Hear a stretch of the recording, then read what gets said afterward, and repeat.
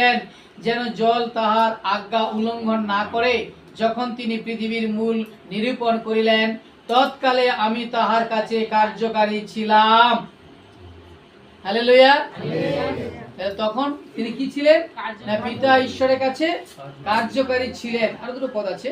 তো তখন তিনি পিতা ঈশ্বরের কাছে কার্যকারী ছিলেন।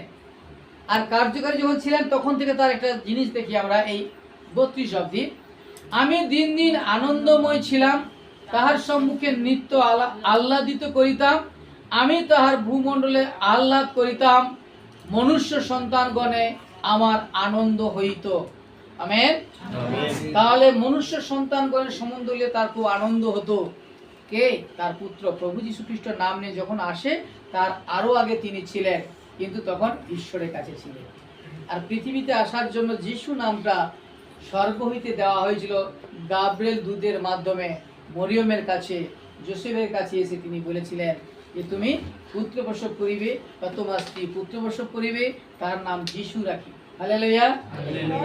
তার আগে যিশায়া পুস্তকে প্রকাশ করেছেন। তাই প্রিয় ভাই বোন, আমি ও আমরা যেন এরকম কোনো মানুষের কথায় না ঠকি। সত্যি তো যিশু তো আগে নাম ছিল না, আগে তাহলে অন্য কেউ ছিল, তাহলে পুরানো তো আদি তিনি। তখন আমাদের একটা ডাউট এসে যায়।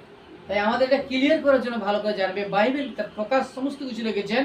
যিশু নামে পৃথিবীতে আসার আগে তিনি কার্যকারী ছিলেন। পৃথিবীর ধুলির অণু যখন হয় নাই, পর্বত উপপর্বত সমুদ্র জল গঠন বা যখন প্রবাল প্রচুর জলে উত্তাল কোথায় থাকবে, এ সমস্ত কোনো কিছু যখন হয় নাই, তার আগে তিনি কিন্তু ছিলেন। Amen, amen, hallelujah. তাহলে আমারও আমাদের উচিত যে প্রভু যীশু খ্রিস্টকে একটু ভালো করে জেনে নেওয়া।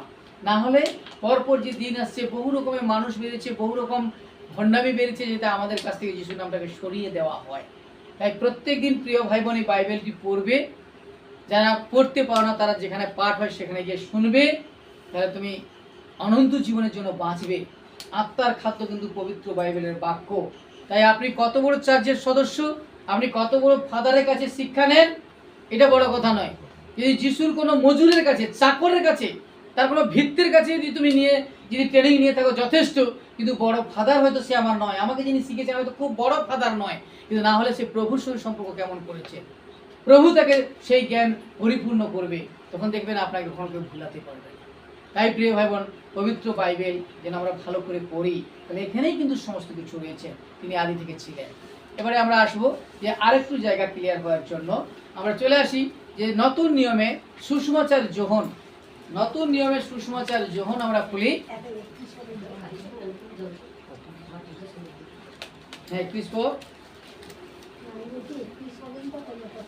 32 অবধি পড়া। কত কথা? 31। হ্যাঁ, যোহন খুলেছি। সুসমাচার যোহন 1 অধ্যায়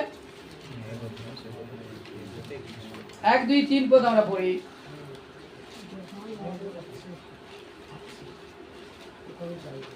পেয়েছি সবাই?